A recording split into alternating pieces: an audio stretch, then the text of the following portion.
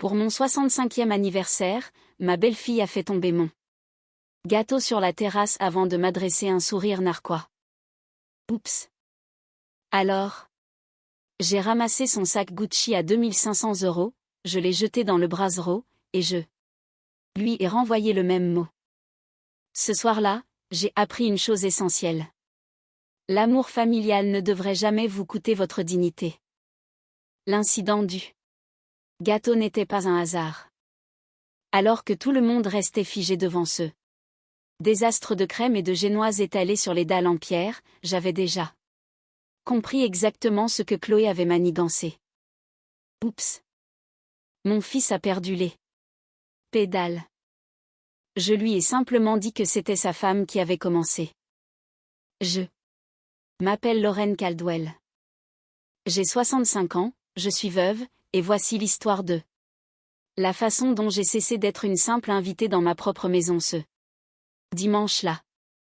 J'avais organisé un barbecue convivial pour mon anniversaire dans mon jardin. Juste la famille, quelques voisins, et un gâteau au citron que j'avais préparé moi-même de A à Z. Chloé est arrivée en retard, exhibant son sac Gucci, s'assurant que tout le monde sache combien il avait coûté. Elle a passé l'après-midi rivée sur son téléphone, visiblement irritée que la journée ne tourne pas autour d'elle. Au moment de souffler les bougies, Chloé a soudainement décidé qu'elle avait besoin d'aller aux toilettes. Il y avait largement assez d'espace pour circuler, mais elle a délibérément frôlé la table des desserts. J'ai vu son coude donner un coup sec. Le gâteau a fini sur la terrasse, éclaboussant tout. Elle n'a même pas pris la peine de regarder. Elle a lâché ce oups sec et désinvolte avant de continuer son chemin. Un silence de mort est tombé sur le jardin. Personne ne savait quoi faire. Je n'ai pas pleuré. Je n'ai pas crié. J'ai simplement marché jusqu'à la chaise longue où Chloé avait laissé son précieux accessoire, je l'ai ramassé et je l'ai jeté dans les braises ardentes du brasero. Presque instantanément, le cuir a commencé à fumer, dégageant une odeur chimique rance. Henri s'est précipité vers moi, le visage rouge de colère, hurlant que j'étais folle et que j'allais payer pour ça. Je l'ai regardé droit dans les yeux, aussi calme que si j'étais en train d'arroser mes hortensias. Tu peux m'envoyer la facture, Henri. Mais d'abord, demanda ta femme pourquoi elle a décidé de gâcher mon anniversaire. Si Chloé voulait appeler la police pour un sac à main, j'étais prête à signaler la destruction intentionnelle de ma propriété et le harcèlement constant que je subissais sous mon propre toit. Chloé est sortie des toilettes juste à temps pour voir le cuir noircir et s'effondrer dans les flammes. Son cri a résonné dans tout le quartier. Mais comme ils allaient bientôt le découvrir, ce n'était que le début. Henri et Chloé avaient emménagé chez moi 1 an plus tôt, prétextant qu'ils économisaient pour un apport immobilier. Au début, ils restaient dans leur chambre. Mais peu à peu, Chloé a envahi ma maison, mes étagères, ma salle de bain, mes habitudes, jusqu'à ce que je me sente comme une intruse dans la demeure que mon mari m'avait laissée. Au lendemain de l'incident du brasero, la tension dans la maison était étouffante. Henri a fait irruption dans la cuisine, exigeant des excuses et un chèque de 2500 €. Je me suis versé une tasse de café noir, je me suis assise à l'îlot central et j'ai pris une gorgée lente. Avant de répondre. Il n'y aura ni chèque ni excuse. Son instabilité émotionnelle n'est pas ma responsabilité, ai-je dit d'une voix parfaitement égale. Il a ricané, se plaignant que Chloé était en haut en train de pleurer toutes les larmes de son corps et que j'étais une femme cruelle. Plutôt que de me laisser entraîner dans une dispute sans fin avec un trentenaire agissant comme un enfant capricieux, j'ai fini mon café, rincé ma tasse et je suis montée. Je suis entrée dans ma suite parentale, celle que Chloé avait encombrée. Avec ses crèmes de luxe, ses parfums et ses appareils de coiffure. Poussant mes Propres affaires dans un tout petit coin, j'ai trouvé un grand carton de déménagement. Avec méthode, j'y ai rangé chaque bouteille, chaque brosse et chaque pot qui lui appartenait. J'ai porté le carton dans le couloir et je l'ai déposé juste devant la porte de leur chambre. Ensuite, j'ai appelé un serrurier de confiance. Dès l'après-midi, ma chambre et ma salle de bain étaient équipées de nouveaux verrous. Quand Chloé a voulu entrer pour utiliser ma baignoire balnéo le soir même, elle s'est retrouvée face à une porte close et ses affaires dans le couloir. Je l'entendais se plaindre amèrement à Henri. Mais j'ai juste monté le son de ma radio et poursuivi ma soirée tranquillement. Le mardi matin, Chloé est descendue en s'attendant à ce que je lui serve le petit déjeuner. Pendant 1 an, j'avais cuisiné et fait les courses pour nous 3 avec ma retraite. Elle s'est installée sur un tabouret et a demandé. Henri a une réunion importante aujourd'hui. Les œufs, c'est pour quand? Je n'en ai aucune idée, Chloé, ai-je répondu en m'asseyant avec ma tartine. J'imagine que ça dépend de l'heure à laquelle tu décides de les préparer. Elle a ouvert le réfrigérateur principal et n'a presque rien trouvé. Plus tôt dans la semaine, j'avais déplacé ma nourriture dans un mini-frigo installé dans ma chambre. Où est toute la nourriture, a-t-elle exigé, la voix montant d'une octave. Henri meurt de faim. Henri sait très bien comment faire les courses, ai-je répliqué avec calme en balayant une miette sur mon assiette. Je suis veuve, Chloé, pas une domestique. À partir d'aujourd'hui, vous êtes responsable de vos propres repas. Elle a ouvert la bouche pour protester. Mais mon regard l'a glacée sur place. Je n'étais plus en colère. J'en avais fini. Avec les explications. Dans l'après-midi, ma fille, Marie, a appelé. Elle vit à l'autre bout de la France et a pour habitude de toujours prendre le parti de celui qui l'arrange. Henri l'avait évidemment appelé pour se plaindre. Maman, tu es totalement déraisonnable. Fais-lui ce chèque pour le sac et prépare-leur à dîner. Tu sais à quel point Henri est stressé, a-t-elle dit sur ce ton condescendant qui la caractérise. Et au fait, mon mari a besoin d'un prêt à court terme pour son entreprise, et comme tu as manifestement de l'argent à dépenser, il n'y aura pas de prêt, Marie. La banque, maman, est fermée. Définitivement, ai-je dit fermement, avant de raccrocher avant qu'elle ne commence à me culpabiliser. Il était temps de couper les vivres.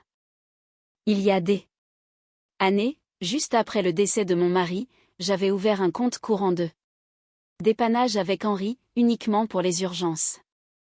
C'était un filet de sécurité pour les frais médicaux, et chaque euro provenait de ma retraite. Récemment, j'avais remarqué que le solde diminuait régulièrement. Cet après-midi-là, je suis allée à la banque et j'ai demandé les relevés des 6 derniers mois. Assise face au conseiller, j'ai épluché les lignes, restaurant gastronomique, boutique de vêtements de marque, spa. Les urgences médicales de mon fils portaient toute la signature de Chloé. Une fois la lecture terminée, j'ai constaté que près de 18 000 € s'étaient évaporés en 6 mois.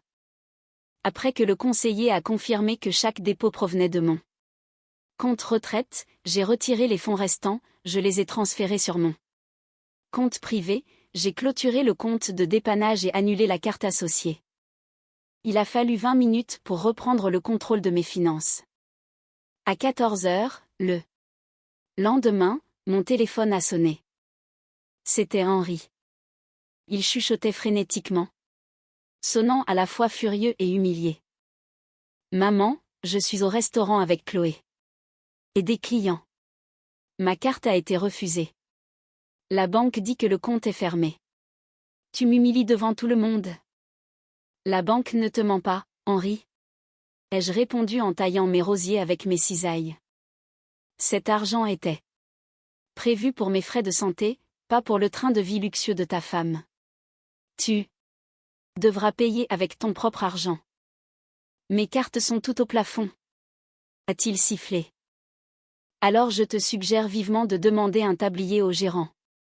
Et de commencer à faire la plonge. Passe un excellent déjeuner, ai-je conclu. Avant de mettre fin à l'appel. J'ai éteint mon téléphone, me suis servi un verre d'eau glacée et me suis assise sur la terrasse pour profiter du soleil.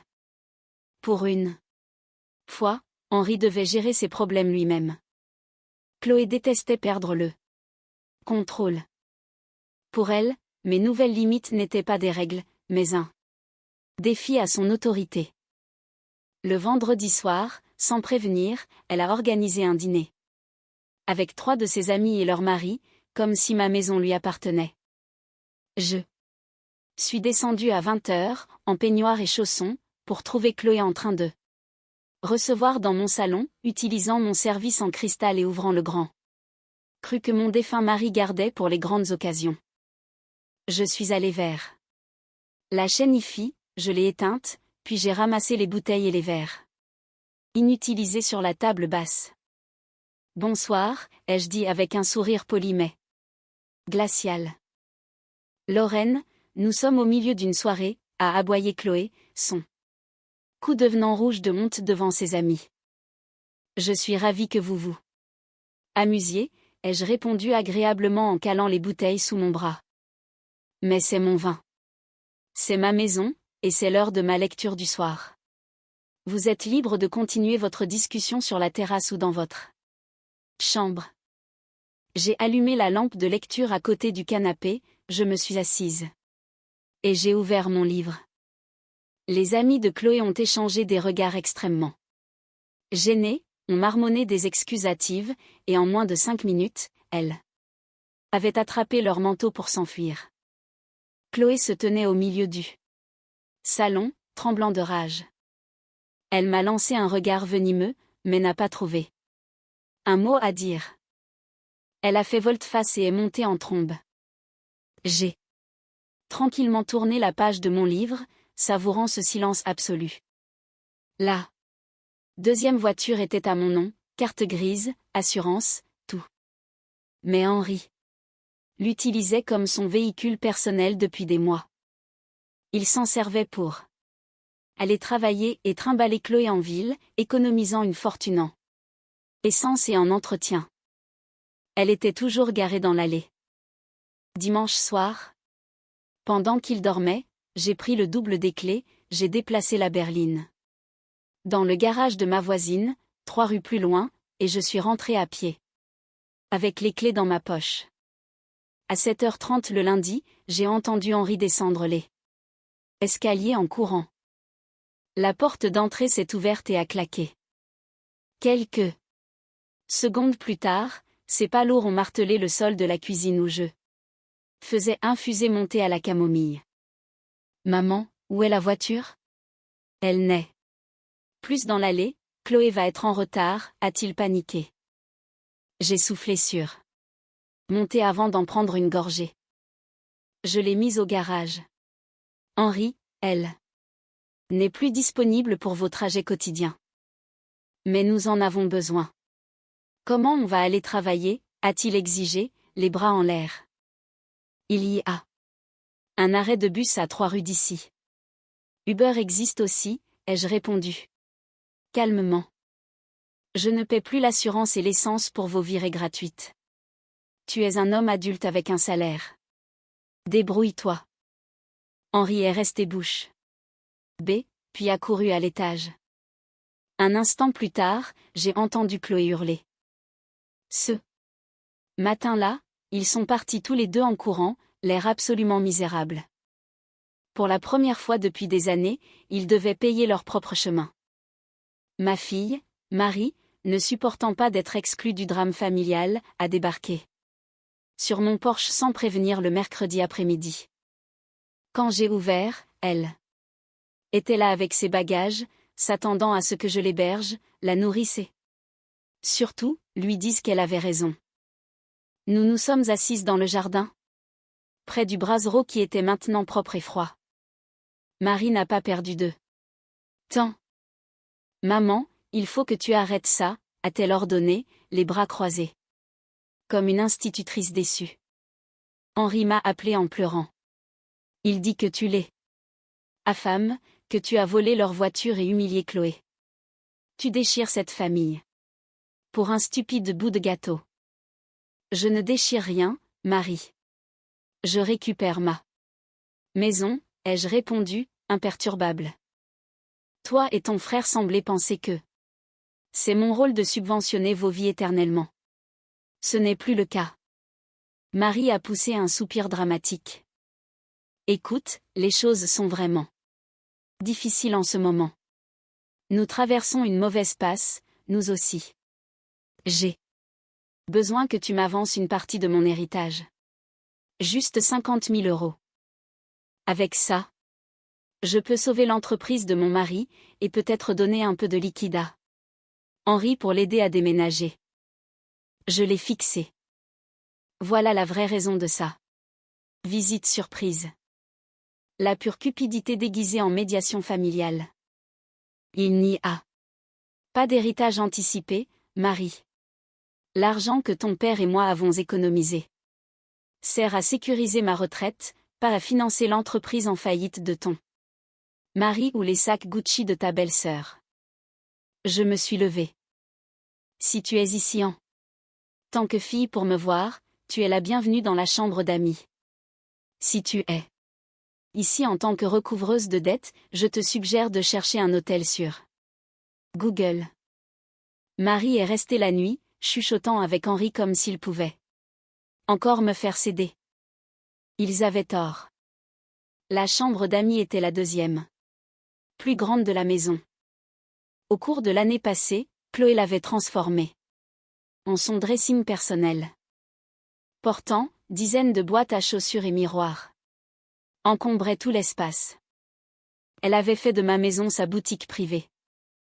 Ce week-end-là, pendant qu'Henri, Chloé et Marie étaient de sortie, j'ai vidé la chambre d'amis.